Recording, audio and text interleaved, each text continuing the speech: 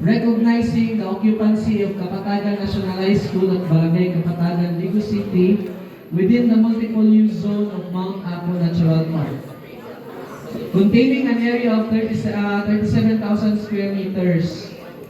No, we recognize, however, kinahanglan niya mo dangot dito sa NCIP para masundan siya og FPIC.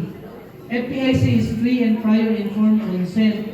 No, humana ang resolution namo sa PAMBI level, kinahanglan i-perfect ko din itong sa FPIC process because dako na siya og tabang.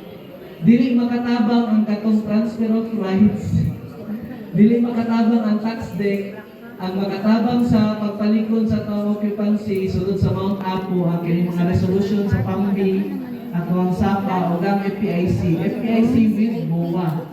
No, importante nga mo graduate inyong FPIC into MOA. Ayaw ninyo ulata nga dito lang mo sa kanang pagtugod sa community. So kinahanglan malingkamot ta nga mapa-perfect ko itong MOA so that mapirmahan po to siya sa NCIP. Kay tripartite man na siya, IP community, ikaw, schools division superintendent man o SDS man ang pirma sa MOA, tapos NCIP, tripartite yun na siya pirmi ang MOA. So pag nalamoy MOA sa NCIP, and then nalamoy sa papud sa DNR, that's your legal document para sa inyong occupancy din na sa inyong schools. So kung naay mag-ilog-ilog, dili na basta-basta mailog kay government land man siya. No, dili man na pareha tong dito sa ubos nga mga title property nga pwede i-assert sa mga claimants, sa mga heirs kay sa ilahan nakatitulo ang yuta.